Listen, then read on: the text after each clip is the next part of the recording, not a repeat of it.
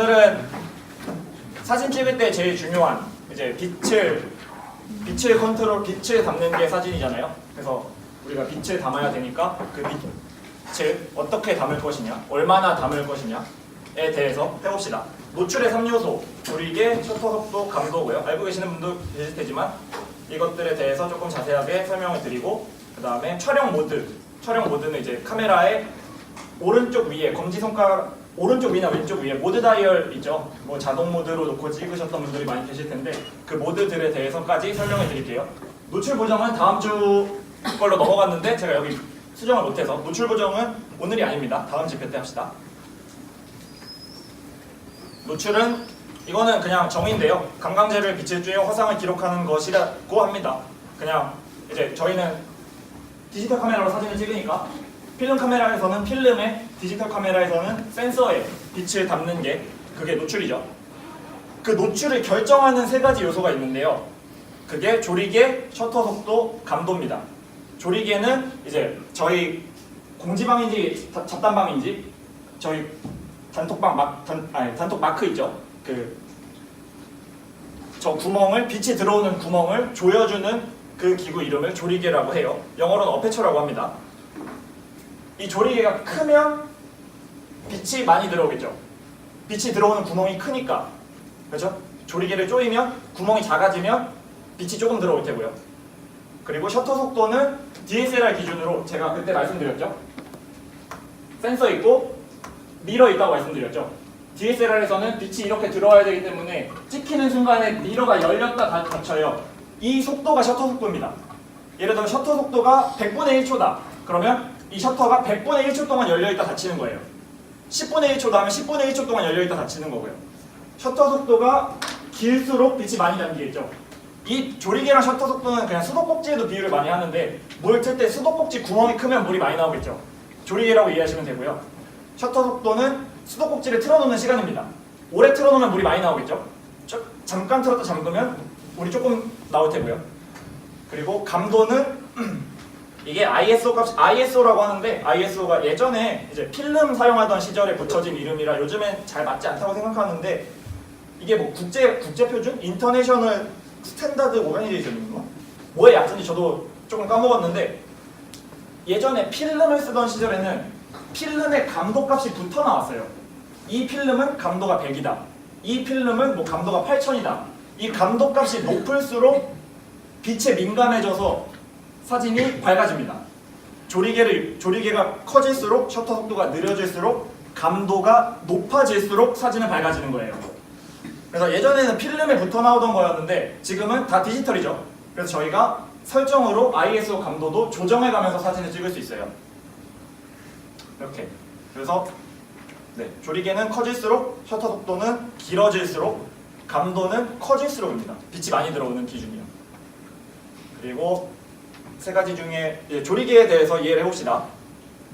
조리개, 셔터 속도, 감도 전부 다 첫 번째 노출을 조절하죠. 말씀드렸듯이 노출이 많아지는 게 밝아지는 겁니다. 그리고 조리개 값의 정말 중요한 역할은 심도를 결정해요. 심도가 뭐냐 하면 이 심도는 깊다 얕다고 이야기를 하거든요. 카메라가 있고 피사체가 있고 배경이 있습니다. 여기 위에 예시 사진들을 보시면 왼쪽이 넓은 조리개라 되어 있고 F값이 1.4죠. 오른쪽으로 갈수록 F값이 커지죠. 2, 2.8, 4, 5.6, 8, 11 쭉 커지죠. 그리고 그때의 예시 사진을 위에 그려놓은 겁니다. 여기 얘랑 제 차이가 뭐죠? 배경이 날아가는 정도죠. 조리개를 많이 열수록 배경이 많이 날아갑니다. 인물 사진 찍을 때 유리해지는 경우가 많이 있어요. 물론 닫고 찍을 때도 있지만 열고 찍을 때 배경을 흐리는 거에는 큰 조리개 값이 유리한 경우가 있습니다. 이게 그 배경 흐림, 초점이 맞는 범위를 심도라고 하는데 얕다, 깊다고 얘기를 해요. 내가 심도가 얕다는 건 초점이 맞는 범위가 좁다는 얘기예요. 이 범위가 좁죠. 얘가 심도가 얕다는 얘기라서 이 거리 안에 있는 사물들, 여기 사람만 있지 않고 다른 사물들도 옆에 있을 거 아니에요? 그 부분이 초점이 맞습니다. 얘는 배경이 흐려지면서 날아가요. 이렇게요. 그리고 심도가 깊다는 건 이 길이가 길다는 얘기예요. 그래서 심도가 깊으면 배경까지 선명해지는 사진이 됩니다. 이 초점이 맞는 이 피사체의 초점이 맞는 범위, 얘를 따로 피사계 심도라고 이야기하기도 하고요. 이 조리개 값은 얼마나 많이 벌어지냐죠. 좁힐 수 있냐에는 뭐 비싼 렌즈나 저렴한 렌즈나 크게 차이가 없습니다. 근데 많이 열 수 있는 렌즈 있죠. 이 1.4 이런 값들은 사실 되게 낮은 값입니다. 이런 조리개 값은 이 조리개 값을 결정하는 거는 렌즈예요. 바디는 전혀 상관이 없습니다. 그래서 제가 그때 저번 주에 말씀드렸죠. 단렌즈가 F값이 많이 내려간다고 했나요? 줌렌즈가 많이 내려간다고 했나요? 그렇죠. 단렌즈가 많이 내려가죠. 그래서 단렌즈가 일반적으로 배경을 흐리기에 더 유리한 렌즈입니다. 보시면 제가 오른쪽에 메타데이터를 써놨는데 빨간색으로 표시해 놓은 거 지금 이 네 가지가 각각 뭐냐면 맨 위에는 초점거리고요. 화각이죠. 제가 그때 50mm가 표준이라고 그랬죠. 50mm보다 짧죠. 제 카메라로 찍은 건데 50mm보다 짧죠. 35mm죠. 광각이죠. 네, 광각 카메라로 찍은 사진입니다. 제가 저번 주에도 한번 얘기했었는데 35mm를 카페 렌즈라고 한다고 그랬잖아요. 이 거리에서 찍기 딱 좋은, 여기 맞은편에 앉아있는 친구를 찍기 딱 좋은 화각입니다. 밑에는 셔터 속도고요. 미러가 열렸다 닫히는 시간. 얘가 조리개 값입니다. 얘는 조리개 값을 18까지 조인 거예요. 연다 조인다는 조리개를 많이 열면 최대로 연 거예요. 최대 개방이라고 하고요. 조리개를 연다고 하고 조리개를 닫으면 일반적으로 조리개를 조인다고 많이 얘기를 해요. F18까지 조리개를 조인 사진이고 뒤에 저 이거 PPT 만들 때 찍은 거예요. 이 슬라이드잖아요 지금. 이걸 찍은 겁니다. 뒤에 배경까지 잘 보이죠? 근데 다음 사진은 조리개를 18에서 1.8까지 열었습니다. 1.8까지 연 거죠. F값이 낮아졌으니까. 배경이 형체를 알아볼 수 없을 정도로 흐려지죠. 네, 이게 심도입니다. 이 사진들의 피사계 심도는 이거 노트북까지 초점이 다 맞죠? 컷부터 노트북까지 저 길이가 되겠죠. 저에서부터 저 거리까지 피사계 심도가 길죠. 심도가 깊죠. 이 사진은 컵에만 초점이 맞죠. 피사계 심도가 요만큼밖에 안 되죠. 뒤에가 다 날아갔으니까. 그래서 F값들의 예시를 보시면 일반적으로 풍경 사진을 찍을 때는 F값을 높이는, 조리개를 조이는 경우가 많습니다. 제가 찍은 사진인데 F값을 13까지 조여놨죠. 그리고 제가 페이스북에 댓글을 달아드린 분이 있을 텐데 조리개를 조일 때는 이런 빛 갈라짐이 생깁니다. 일반적으로 11 이상으로 조이면 저렇게 광원에 대해서 빛 갈라짐이 생겨요. 그러니까 가로등들 쭉 있는 거를, 가로등이 쭉 있는 사진을 조리개를 조여서 찍는다. 그러면 저런 가로등 불빛마다 저런 빛 갈라짐, 이쁜 빛 갈라짐을 볼 수 있습니다. 이 사진은 F값이 낮죠. 1.2죠. 저런 F1.2 같은 거는 되게 좀 어떻게 얘기하면 특이한 렌즈입니다. 저렇게까지 내려가는 렌즈는 많이 없어요. 일반적인 단렌즈가 한 1에서 3 정도 값을 가지니까요. 찍은 건데 뒤에 저게 뭘까요? 가로등일지 이거 한강인데 그 뒤에가 가로등인지 건물인지 구분도 안 가죠. 다 흐려졌고 이런 빗망울이라고 하거든요. 사진 영어로는 보케라고 합니다.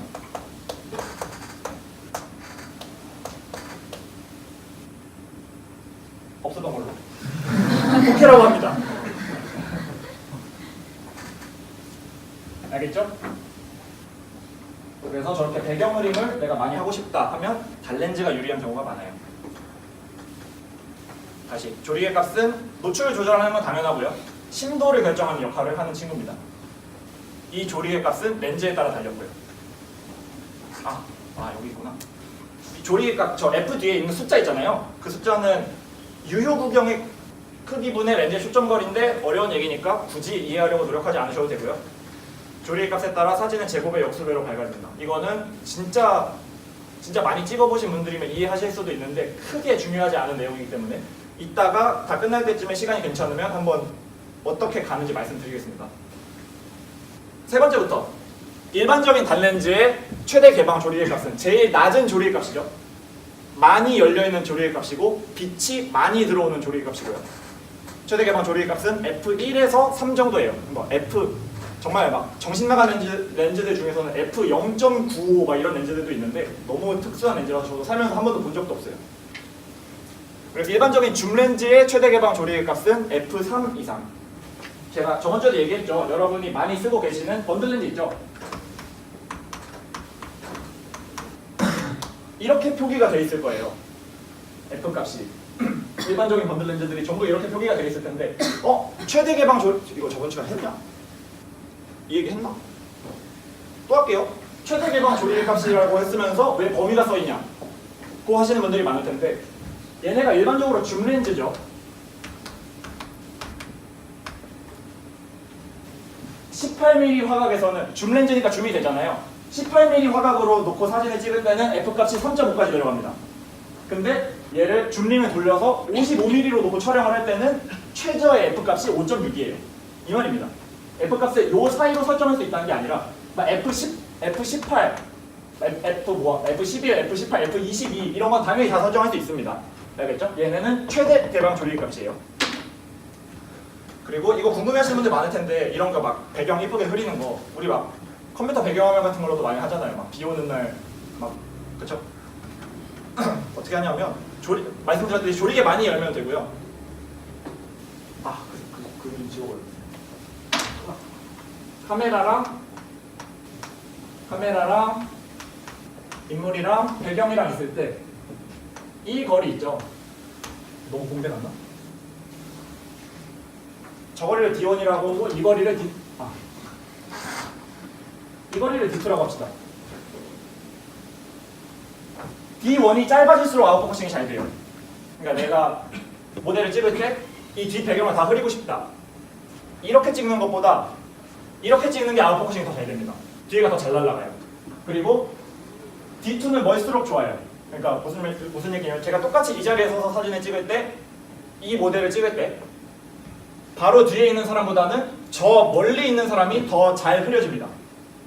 형체를 알아볼 수 없을 정도로까지 흐려지게 할 수 있어요. 알겠죠? 그리고 4번은 최대망원으로. 무슨 소리냐면 줌 렌즈 같은 경우 아까 185mm f3.5에서 5.6이었잖아요. 그러면 F값이 낮은 18mm에서 F값이 낮죠. 18mm에서 F값이 낮으니까 18mm로 찍는 게 더 아웃포커싱에 유리할까요? 55mm 5.6으로 찍는 게 유리할까요? 1번에 의하면 F값이 낮으니까 18mm에서 찍는 게 더 유리해 보이지만 아웃포커싱, 심도를 결정하는 요소에는 초점거리로 들어갑니다. 그래서 초점거리가 먼 게 이거 놓고 찍는 게 더 아웃포커싱이 잘 돼요. 내가 줌 렌즈를 쓰면 최대로 줌을 하고 찍는 게 더 아웃포커싱이 잘 됩니다. 조리개 값을 조금 손해를 보더라도 화각에서 이득을 보기 때문에 이거 공식도 있는데 그거 안 할게요. 너무 재미없으니까. 막 물리 공식 같은 공식도 있는데 맞아. 우리가 저 이제 제일 아래에 있는 건데 안경 쓰시는 분들 공감하죠? 전날 술 먹고 잤는데 아침에 일어났는데 내가 어제 안경을 어디다 두고 잤는지 모르겠네. 안경 찾을 때 어떻게 찾죠? 이러고 찾으시는 분 없죠? 이러고 찾죠. 다 이러고 찾죠. 이게 왜 그럴까요? 제가 아까 심도 얘기했죠. 조리개를 조일수록 심도가 깊어진댔죠. 조리개를 조이면 이 초점이 맞는 범위가 깊어진댔죠. 길어진댔죠. 더 초점이 잘 맞는다는 얘기죠. 넓은 범위에 초점이 더 잘 맞는다는 얘기죠. 이 짓거리는 조리개를 조이는 겁니다. 조리개를 조이면 더 멀리, 심도가 깊어지고 더 멀리까지도 더 가까운 것도 잘 보이니까요. 그래서 눈을 찌푸렸을 때 더 잘 보이는 겁니다. 조리개를 조이는 거예요.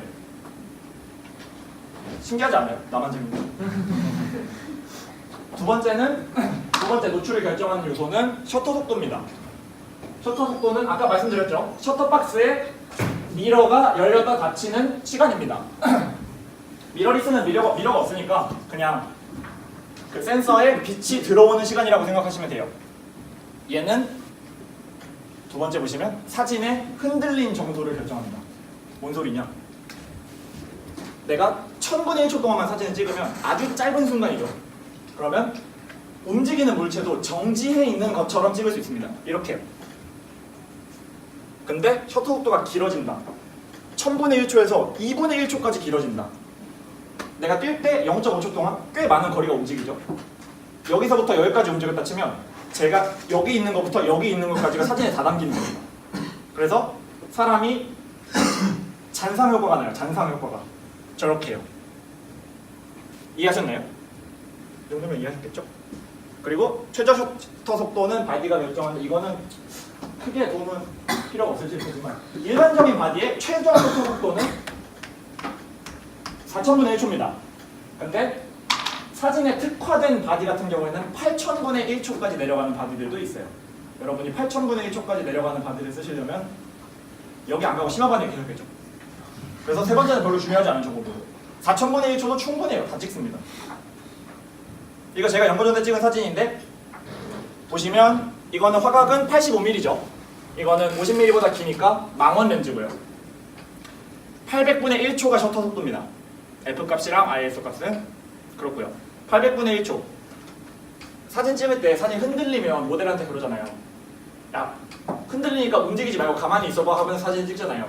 근데 뛰어다니는 애기, 도망가는 동물, 날아가는 철새, 운동하는 선수를 가만히 있으라고 할 수 있습니까?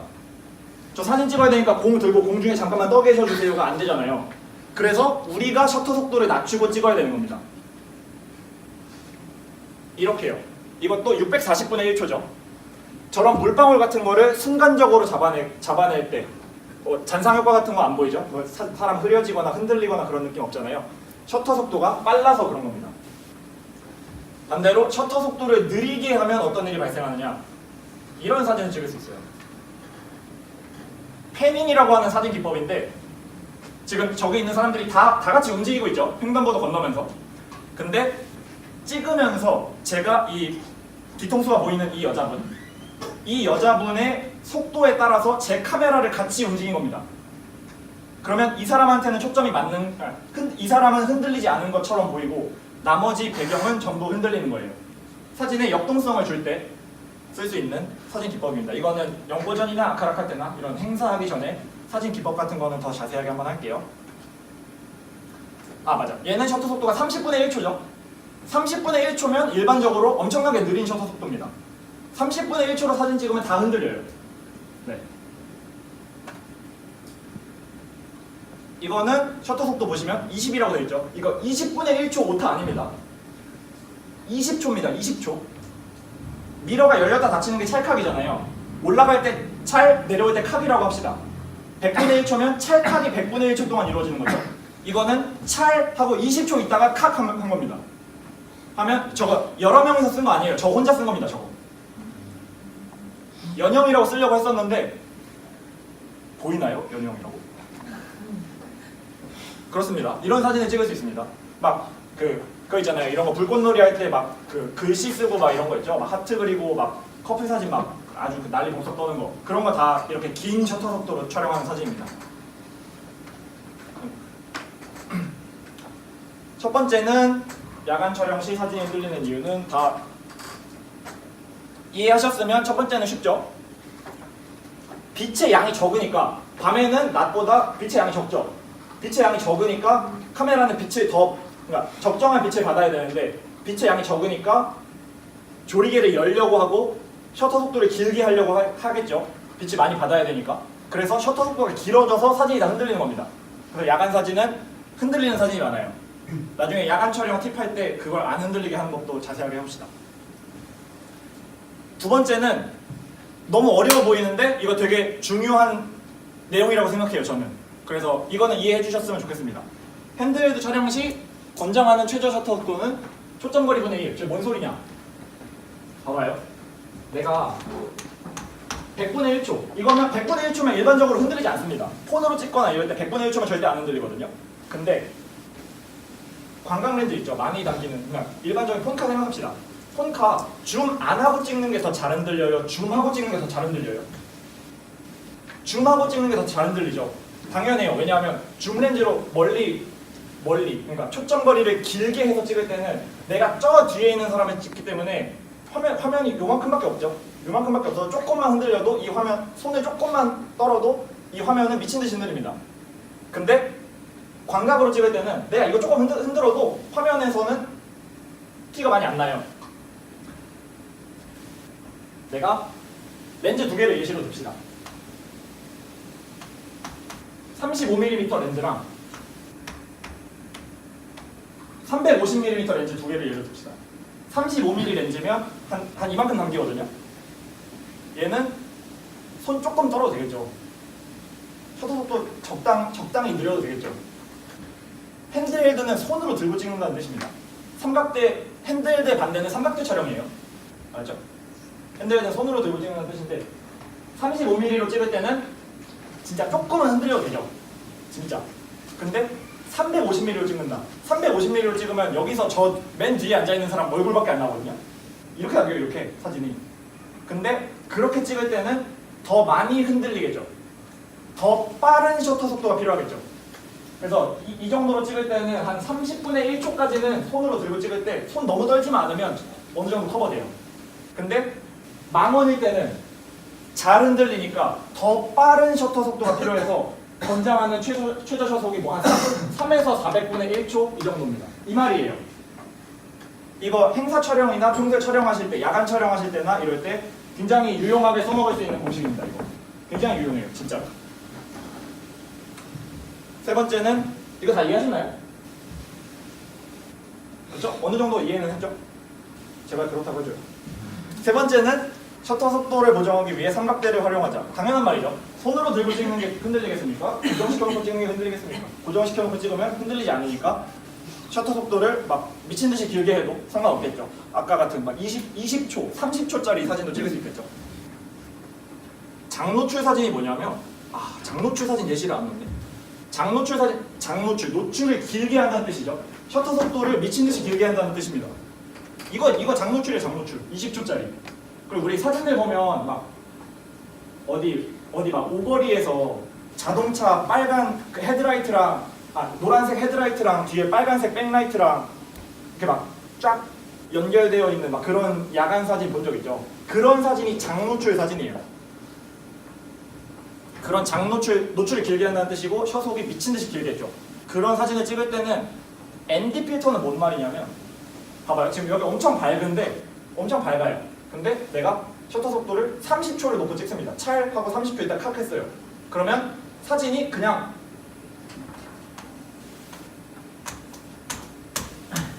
하얀 사진 나옵니다.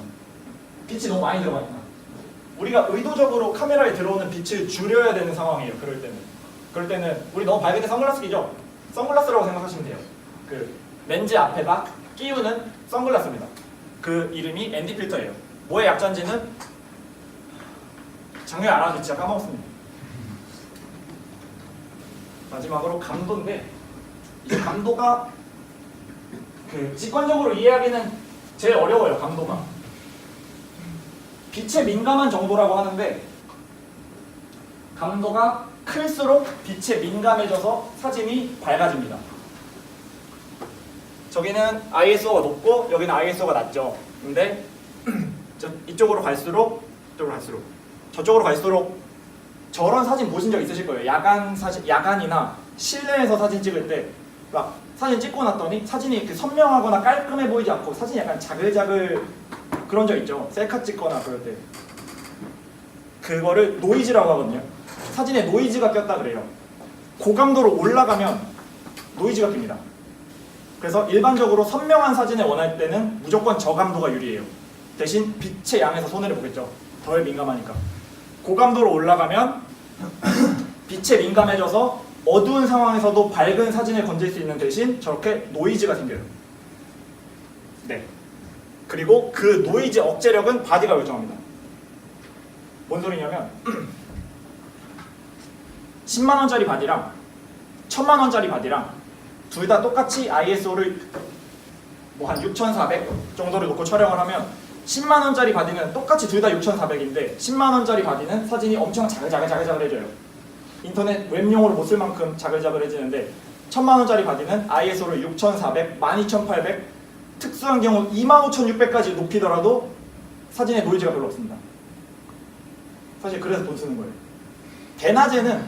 대낮에 빛 충분할 때 찍으면 10만원짜리 카메라로 찍나 1000만원짜리 카메라로 찍나 보면 저도 구분도 못할걸요? 이거 무슨 좋은 카메라로 찍었는지 안 좋은 카메라로 찍었는지.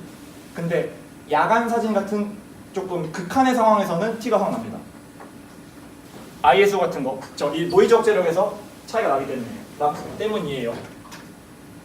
이것도 제가 이거 집회 준비하면서 자료 만들면서 카페에서 찍은 건데 이건 ISO 100으로 찍은 겁니다. 사진 그냥 선명하고 깔끔하죠? 이 캐논 로고 보시라고 이거 찍은 거예요. 깔끔하죠?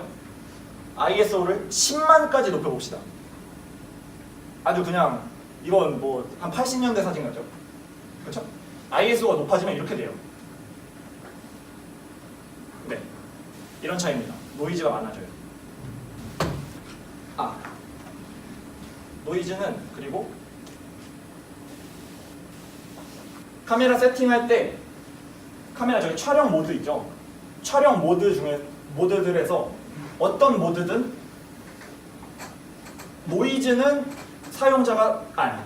ISO는 사용자가 설정할 수 있습니다. 일반적으로 여러분 거의 다 오토로 놓고 쓰실 텐데 좀 이따가 모드 얘기하면서 조금 더 자세하게 할게요. 감도는 항상 수동 세팅이 가능합니다. 자, 첫 번째는 잘 봐요. 카페에서 핸드폰 전면 카메라로 셀카 앱을 사용해서 사진 찍을 때 노이즈 많이 끼죠. 실내에서 후면 카메라로 찍을 때 말고 전면 카메라로 셀카 앱 써서 사진 찍으면 노이즈 많이 껴요. 빛 부족할 때. 그 이유가 저 세 개가 다 이유가 있습니다. 카페에서 찍는 거는 뭐가 문제냐? 그냥 광량이 부족한 거예요. 실내라서 실내는 일반적으로 절대적으로 광량이 부족합니다. 주광, 대낮에 햇빛 받으면서 사진 찍을 때는 그때는 그냥 막 빛이 넘쳐나요. 빛 많으니까. 그럴 때 사진 흔들리는 거 본 적 없잖아요. 근데 실내에서는 지금도 사실 빛이 굉장히 부족한 상태입니다. 삼각대 없이 사진을 찍기 힘들 정도의 광량이에요. 지금도. 그래서 카페에서 이 이유는 광량이 부족하기 때문에 광량이 부족하니까 카메라에서는 ISO를 높이겠죠. 사진을 밝게 만들기 위해서. 그래서 노이즈가 많아지는 거고요. 휴대폰 전면 카메라로 찍으면 저것도 이유가 있습니다. 후면 카메라로만 찍어도 노이즈가 그렇게 심하진 않아요. 노이즈 억제력은 바디가 결정한댔죠. 저 차이입니다. 핸드폰은 같은 바디고 렌즈만 다른 거 아니냐 하는데 아니에요. 이거 두 개 핸드폰 전면 카메라, 후면 카메라 서로 다른 렌즈, 서로 다른 바디라고 생각하시면 됩니다. 아예 다른 거예요. 센서가 다르기 때문에. 바디가 결정하는데 후면 카메라가 전면 카메라보다 성능이 좋죠.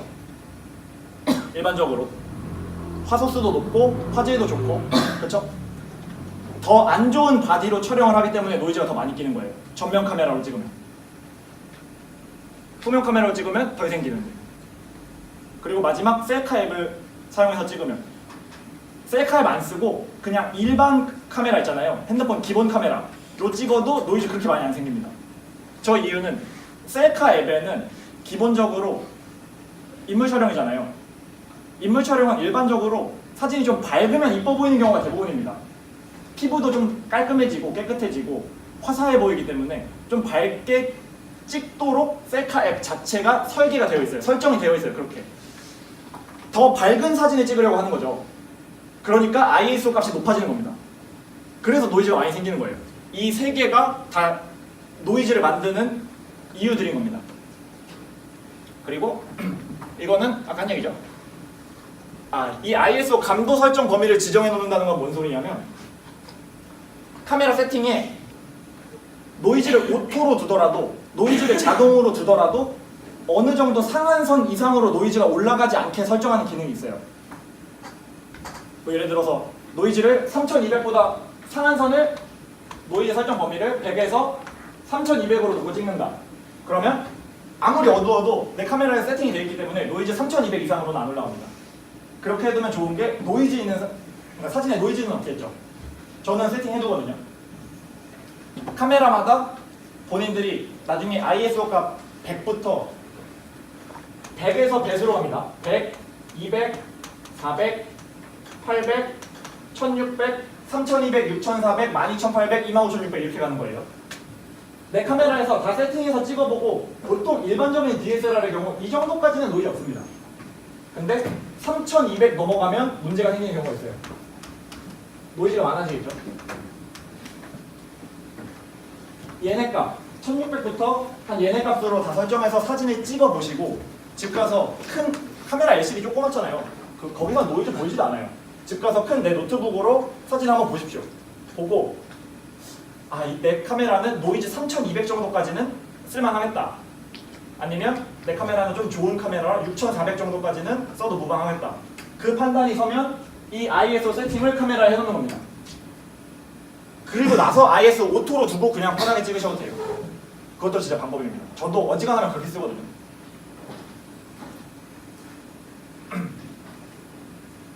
여기까지가 노출의 3요소. 조리개, 셔터 속도, ISO죠. 이제 저번 주에 출사하니까 이걸 궁금해하시는 분들이 제일 많아서 촬영 모드죠. 어제 PPT 수정해놓고 가져오는 거는 수정 전 거 가져왔다. 죄송합니다. 이거는 캐논 거예요. 니콘이랑 소니 것도 설명해드릴게요. 장면 인텔리전트 오토. 얘는 정말 말 그대로 완전 자동입니다. 사용자가 직접 설정할 수 있는 세팅 값이 거의 없다고 하나도 없다고 생각하시면 돼요. 이거 뭐 화이트 밸런스니 셔터 속도, 조리개, ISO는 물론이거니와 화이트 밸런스, 측정 모드 등등까지도 아무것도 세팅할 수 없어요. 그냥 카메라가 알아서 장면을 분석하고 지가 지 맘대로 찍습니다. 쓰지 마세요. 사진 동아리잖아요. 그래도 그러니까 DSLR과 핸드폰 카메라의 가장 큰 차이는 그거예요. 요즘 폰카 진짜 좋잖아요. 진짜 인스타에 올라온 사진 이거 저한테도 이거 핸드폰으로 찍었냐 1000만원짜리 카메라로 찍었냐 구분해보라 그러면 저도 못할걸요? 블라인드 테스트 하면? 못해요. 요즘 핸드폰 카메라들도 워낙 좋아져서. 근데 가장 큰 차이는 핸드폰 카메라는 대낮에 이런 사진 못 찍죠. 이런 거 못 찍습니다. 핸드폰 카메라로. 그러니까 조금 뭐라 그러죠? 사진사가 촬영자가 원하는 사진을 만들어내는 거 그거는 DSLR이나 미러리스 카메라밖에 못하는 거예요. 폰카로 못하는 거예요. 그게 핸드폰이랑 카메라의 가장 결정적인 차이인데 완전 오토로 두고 쓸 거면 폰카 쓰는 게 나을 수도 있습니다. 비싸고 무겁고 왜 씁니까? 네. 그거를 같이 배우면 되겠죠. 네. 그래서 얘는 정말 추천하지 않습니다. 이것 다음으로 조금 그래도 그나마 뭔가 설정할 수 있는 건 프로그램 P 모드예요. 여기까지는 인텔리전트 오토랑 P 프로그램 모드까지는 소니, 니콘, 캐논 전부 동일합니다. 잠깐만. 프로그램 모드에서는 ISO는 설정할 수 있어요.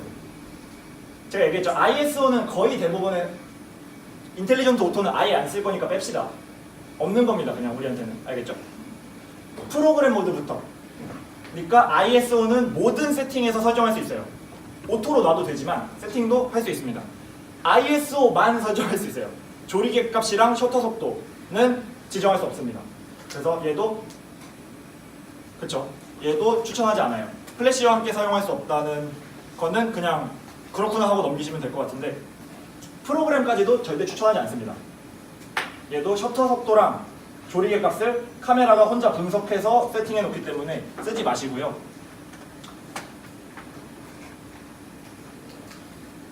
TV 얘는 이거 설명 안 했네. TV 셔터 우선 A2라고 되어 있죠. A2는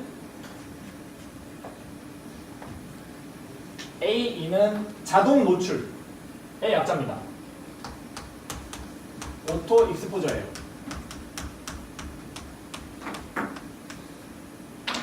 그러니까 셔터 우선 A 하면 셔터 속도를 우선으로 해서 노출을 자동으로 맞추겠다는 뜻입니다.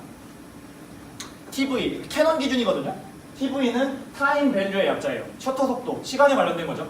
그래서 타임 밸류고요. 니콘이나 소니는 저 모드 다이얼에 S라고 되어 있습니다. 니콘, 소니 S는 셔터 스피드의 약자예요. 사실 이것도 S가 맞는 것 같은데 캐논은 왜 TV를 고집하는지 잘 모르겠습니다. 셔터 속도를 사용자가 지정할 수 있어요. 아까 셔석에서 보여드렸던 사진들 이런 거 있죠. 이거 저 TV로 놓고 찍은 겁니다. 얘도 TV 나고요. 얘도 TV 놓고 찍은 겁니다. 그러니까 내가 멀리 있는 농구 선수를 찍을 거다. 셔터 속도를 조금 빠르게 해야겠죠. 셔터 속도를 우선으로 두고 사진이 흔들리지 않게 세팅해 두고 나머지 값들을 카메라가 알아서 분석해서 촬영해 주게 놓고 찍은 사진들입니다. 그러면 셔터 속도를 사용자가 지정하죠. 셔터 속도를 사용자가 지정하면 조리개 값이나 ISO는 오토로 뒀을 때 조리개 값이랑 ISO는 카메라가 알아서 세팅해서 노출을 맞춥니다. 그래서 오토 익스포저예요. 지금 카메라 갖고 계신 분들 카메라 다 켜보시겠어요?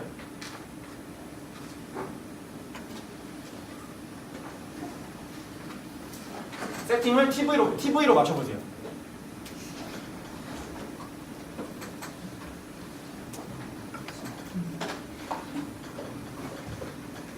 세팅을 TV로 맞춰보시고 본인 카메라, 모든 카메라들의 가장 중요한 다이얼, 오른손 검지, 셔터 바로 근처에 위치하는 다이얼이 메인 다이얼입니다. 있죠? 다들? 그 다이얼을 돌리면 셔터 속도가 바뀔 거예요. 그 값을 세팅해놓고 촬영하시는 겁니다.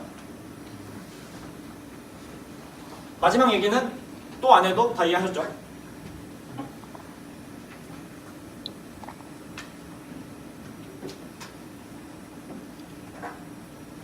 조리개 우선. 얘가 저는 초보자들한테 가장 추천하고 싶은 카메라 모드입니다. 다 이거 놓고 쓰시면 돼요. 초반에는, 나중에는 다른 모드들도 다 사용해보시고. 사실 저도 대낮에 인물 스냅 찍을 때는 AV 씁니다. AV는 어페처 밸류의 약자예요. 아까 조리개가 영어로 어페처라고 그랬죠? 어페처 밸류의 약자라서 AV, 캐논 기준이고요. 저거 뭐야, 니콘이랑 소니는 그냥 A 모드입니다. A 모드입니다. 어페처의 약자예요. 알겠죠? 니콘, 소니 유저들은 A입니다. 조리개 아까는 TV로 모드를 세팅해놓고 오른손 검지 근처에 메인 다이얼을 돌리면 셔터 속도가 바뀐다고 했죠. AV 모드로 세팅해놓고 메인 다이얼을 돌리면 조리개 값이 바뀝니다. 조리개는 심도를 결정하죠. 초점이 맞는 범위를 결정한다고 말씀드렸잖아요. 그래서 일반적으로, 그러니까 왜 초보자들한테 추천드린다고 말씀드렸냐면, 일반적으로 광량이 많은 주간에는, 낮에 야외에서 촬영할 때는 빛은 충분하기 때문에 빛이 모자랄 일은 별로 없어요. 셔터 속도가 너무 느려져서 막 사진이 흔들린다거나 그런 일이 거의 발생하지 않기 때문에 초보자가 세팅하기에 가장 좋은 설정은 심도입니다. 초점이 맞는 범위예요. 내가 이 사진을 배경을 얼마나 많이 흐리게 해서 찍을 것이냐. 내가 여기서 그런 경우 진짜 참사나요. 제가 여러분 출사 때 끝나고 항상 단체 사진 찍죠. 단체 사진 찍을 때 조리개를 최대 개방하고 찍으면 어떻게 될까요? 심도가 얕죠. 초점이 맞는 범위가 좁죠. 단체 사진 찍을 때, 여기 단체 사진 찍는다고 가정합시다. 여기에 초점을 그러니까 중간 사람들한테 초점을 맞추고 찍었어요. 근데 내가 실수로 TV로 놓고 찍었네. 내가 원하는 조리값이 아닌 상태로 사진을 찍었네. 심도가 얕아져 버리면 앞사람이랑 뒷사람은 흐려져서 얼굴이 안 나옵니다. 진짜예요. 이거 중요해요. 그래서 조리개 우선 모드로 놓고 찍으면 내가 이 정도 거리면 대략적으로 조리개를 몇 정도로 했을 때 이 전원의 얼굴이 다 또렷하게 나오겠느냐를 세팅하고 찍는 거죠. 인물 스냅 찍을 때도 마찬가지입니다. 내가 사람을 찍을 때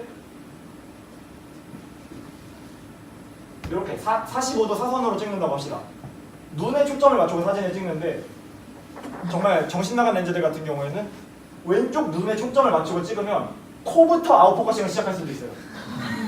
진짜로. 조리개를 최대 개방하고 찍으면 그 사진 보면 그냥 진짜 눈알만 보입니다.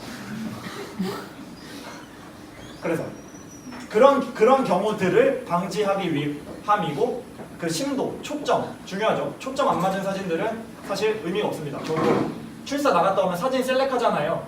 사진 고르죠. 지울 사진과 내가 보관할 사진을 고르죠. 그때 가장 우선순위가 초점이 안 맞은 사진입니다. 초점이 안 맞은 사진이면 모델이 아무리 잘 나왔든 구도가 아무리 예쁘든 다 버려요. 저는이 아니라 그게 맞죠. 초점이 안 맞은 사진이라면. 그렇죠? 그래서 사진의 심도를 결정해 적절한 피사계 심도를 표현하기 때문에 초보자분들한테는 조리개 우선 모드를 가장 추천드립니다. 니콘, 소니 A 모드고요. 캐논은 AV입니다. 알겠죠? 다음 출사 때부터 써보세요. 그리고 가장 어려운 모드 M 매뉴얼입니다. 완전 수동이에요. 모든 값들을 사용자가 지정합니다. ISO, 셔터 스피드, 조리개까지. 그러면 이전까지는 발생하지 않았던 문제가 발생해요. 뭐냐? 이 앞에 애들은 다 AE가 붙죠. AE가 오토 익스포저의 약자랬죠. 나는 조리개 값만 설정할 거니까 적당한 광량에 맞춰서 셔터 속도를 카메라가 정해주겠죠. 그러면 적절한 밝기의 사진이 나오겠죠. 매뉴얼에는 A이라는 말이 없죠. 그래서 내가 적절한 셔터 속도와 적절한 조리개 값을 지정하지 않으면 정말 여기서 이렇게 찍어도 새카만 사진이 나올 수도 있습니다. 새하얀 사진이 나올 수도 있고요. 너무 어두워서 못 쓰는, 너무 밝아서 못 쓰는 사진들이 나올 수 있는 모드가 수동 노출입니다. 근데 그래도 써야 되니까. ISO 값까지 이 상태에서도 ISO 값은 자동으로 설정할 수 있어요. ISO를 자동으로 놓으면 오토 익스포저가 됩니다. 유동 움직일 수 있는 노출 조정하는 세 가지 요소, 조리개랑 그냥 영어로 쓸게요. 조리개랑 셔터 속도랑 ISO가 있는데 이 하나는 오토로 얘네는 딱딱 정해버리고 얘가 오토로 설정이 되어 있으니까 오토 익스포저가 가능해요. 근데 얘까지 사용자가 지정해버리면 이 사진의 밝기를 내가 지정하겠다는 뜻이 됩니다. 그래서 밝기 맞추기가 꽤나 어려워져요. 찍어봤는데 사진이 너무 어둡다. 그러면 어두우면 조리개를 열거나 셔터 속도를 느리게 하거나 ISO를 올려야겠죠. 그래서 찍고 보고의 시행착오가 필요한 모드입니다. 제일 아래 사진은 저는 이때만 매뉴얼 쓰거든요. 전 스튜디오 촬영할 때만 매뉴얼 써요.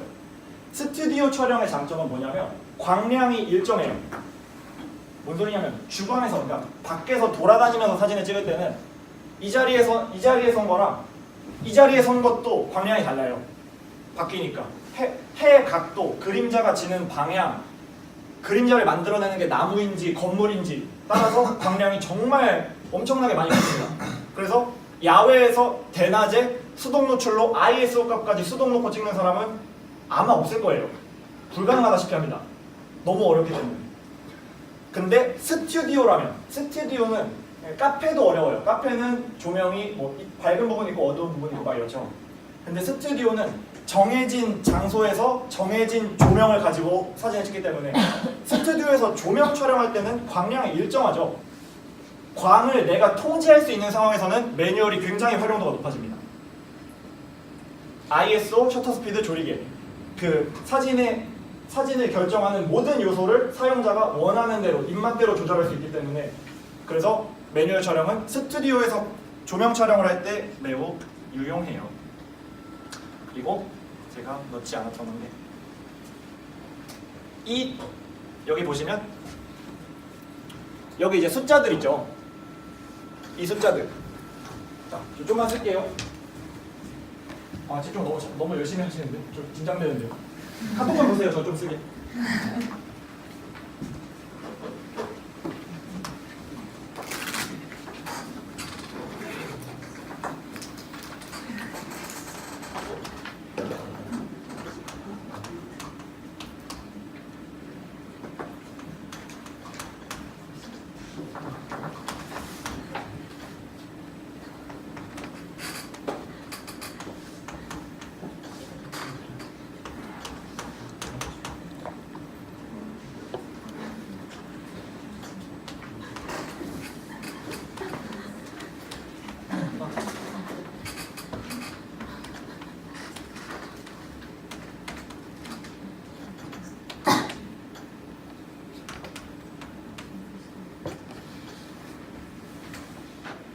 다 썼어요.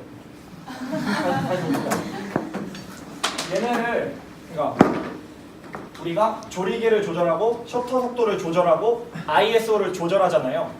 그 조절할 때 내가 셔터 속도를 100분의 1초로도 세팅할 수 있고 101분의 1초로도 세팅할 수 있는 거 아닙니다.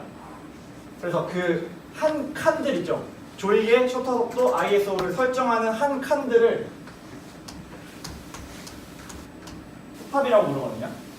한 스탑이라고 얘기합니다, 보통.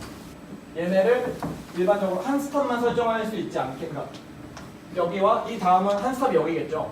일반적으로 카메라 세팅에서 얘를 0.5 스탑씩 이 값도 세팅할 수 있는 값에 넣어줘서 0.5 스탑씩 세팅할지 3등분해서 0.3 스탑씩 세팅할 수 있게 하던지를 결정할 수 있는 경우가 많아요. 얘는 스탑에 관한 얘기인데 셔터 속도입니다. 셔터 속도를 80분의 1초로 놓고 찍는 거랑 40분의 1초로 놓고 찍는 거랑 들어오는 빛의 양, 그러니까 정확히 똑같은 장면을 촬영한다고 하면 빛이 몇 배일까요? 딱 2배죠. 딱 2배예요. 그래서 이 둘이 한 스탑입니다. 카메라들에 보면 60분의 1초도 있을 거예요. 얘는 여기가 한 스탑이고 요렇게는 0.5 스탑인 겁니다. 여기는 다 제가 한 스탑만 쓰는 거예요. 10분의 1초, 20분의 1초, 40분의 1초, 80분의 1초 이렇게 배수가 되고 약수가 됩니다. 조리개는 다음에 합시다. 좀 이따 합시다. ISO부터. ISO도 똑같아요. 최저 ISO 값은 모든 카메라가 100으로 동일합니다. 100에서 100의 배수로 올라가요. 100, 200, 400, 800, 1600, 3200, 6400, 12800까지. 근데 그 사이사이에 있는 ISO 값들, 세팅할 수 있는 ISO 값들이 있는데 한 스탑이 아닌 겁니다. 알겠죠? 그러니까 이 얘기를 왜 하냐면 봐봐요. 내가 매뉴얼로 매뉴얼 모드, 아까 완전 수동 모드였죠? 완전 수동 모드로 사진을 찍을 건데 지금 세팅값 적정한 노출에 맞는 세팅값을 찾아놨다고 칩시다. 지금 이렇게 세팅해두고 사진을 찍고 있었어요. 근데 나는 이거보다 모델을 움직이게 한 다음에 사진에 잔상 효과를 주고 싶어. 사진을 조금 역동적으로 보이게 하고 싶어. 셔터 속도를 길게 해야겠죠. 한 스탑이든 두 스탑이든 길게 해야겠죠. 내가 여기서 1로 내려갈 거다. 근데 지금 심도는 적절한 것 같아. 심도랑 셔터 속도 말고 제가 아까 말씀드렸듯이 내 바디에서 지원하는 한에서 가장 범용성이 높은 거, 활용도가 바꾸기 쉬운 게 ISO예요. 그래서 거의 모든 모드에서 ISO 세팅을 할 수 있게 해놓은 겁니다. 제일 바꾸기 쉬운 게 ISO니까 심도는 지금 적절한 것 같아. 셔터 속도는 느리게 하고 싶어. 그러면 뭘 바꾸죠? ISO를 바꿔야겠죠. 저기서 한 스탑 내려갔죠. 방금 전에 찍었던 거랑 똑같은 광량을 얻기 위해서는 얘를 한 스탑 아니지 내리면 이렇게 가면 되겠죠. 얘에서 여기서 일로 갈 때 사진이 2배 밝아지죠. 근데 여기서 다시 여기서 다시 2배 어둡게 만들었죠. 아 이거 순서 위아래 맞춰서 는 거. 그래서 이렇게 되는 겁니다. 얘네는 딱 배수로 올라가죠. 그래서 보기 너무 편하죠. 근데 얘는 지금 이렇게 써놓은 게 이게 한 스탑입니다. 이게 왜 그러냐면 이건 그냥 교양이에요. 맞죠? 내용이 어렵긴 해요. 이건 조리개 값은 그 빛을 받는 구멍의 크기잖아요. 원 넓이 계산할 때 원 넓이 구하는 공식이 뭐죠? 파이 r 제곱이죠. 아래 제곱으로 들어가죠. 그거랑 연관시키시면 됩니다. 얘가 사실 루트 미안해요. 여기 잘못 썼어. 1.2가 아니라 1.4입니다. 얘가 사실 루트입니다. 얘는 루트 4예요. 눈치 빠른 분도 이제 다 알죠? 얘는 루트 8입니다. 얘는 루트 16이에요. 얘는 루트 30입니다. 그러면 이 다음 스탑의 조리개 값은 뭘까요? 네, 8이겠죠? 8입니다. 조리개 값의 한 스탑은 이렇게 올라가요. 그래서 여기가 어두운 거죠, 지금. 여기가 어둡고 여기가 밝은 거. 그러니까 이거를 제곱한 다음에 역수하면 되는데 얘는 딱 그러니까 내가 조리개 값이 2에서 3이 됐다고 1.5배 밝아지는 게 아니라는 겁니다. 조리개 값은. 그래서 조금 계산이 필요해요. 저는 이거 정스탑들은 외웠는데 이 사이에도 세팅할 수 있어요. 막 조리개 1.8로 세팅할 수 있게 되어 있고요. 이 사이에도 막 2.2, 2.4 막 이렇게 세팅할 수 있습니다. 얘네는 저도 이렇게 매뉴얼에서 이렇게 계산할 때 얘네는 할 줄 몰라요. 머리가 그런 거 안 들어가기 때문에. 근데 이 정스탑들은 알아놓으시면 편한 경우가 많아요. 그리고 중요한 중요한 거.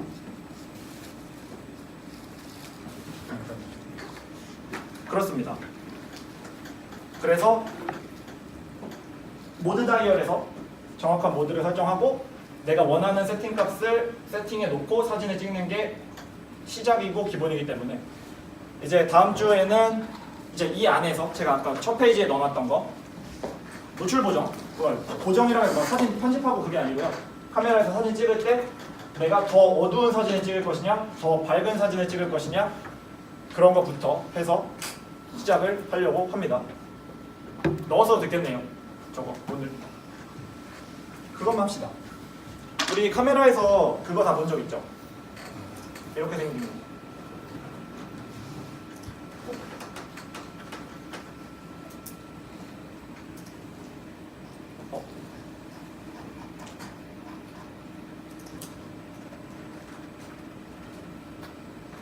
이렇게 생긴 거. 맞죠? 여러분 카메라 다 있잖아요. 이렇게 생겨가지고 0, 띡, 띡, 1, 띡, 띡, 2, 띡, 띡, 마이너스 1, 마이너스 2 이렇게 있고 이렇게 세팅돼 있죠? 얘를 노출계라고 해요. 노출계. 0이 적정 노출입니다.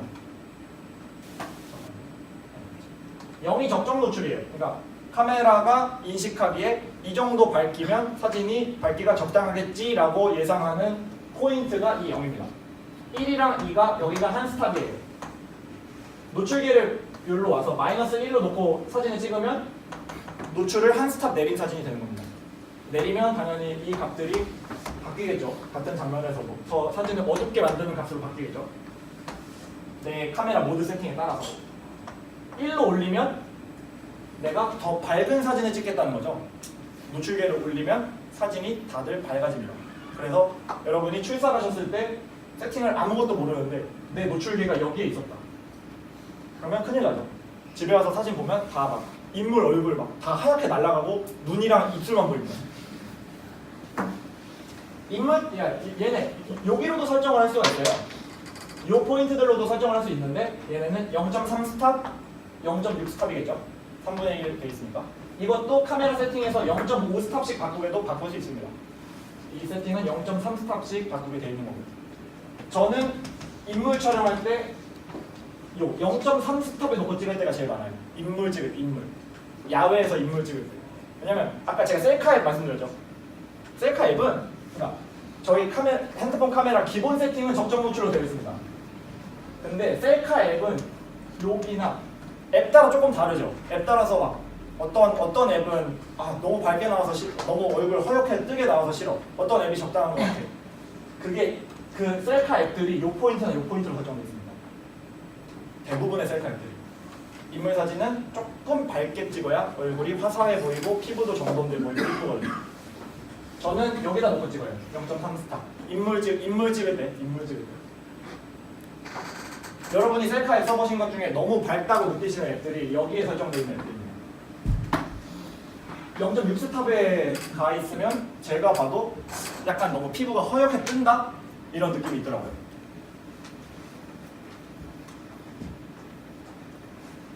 큰일나. 10분이 떴어요.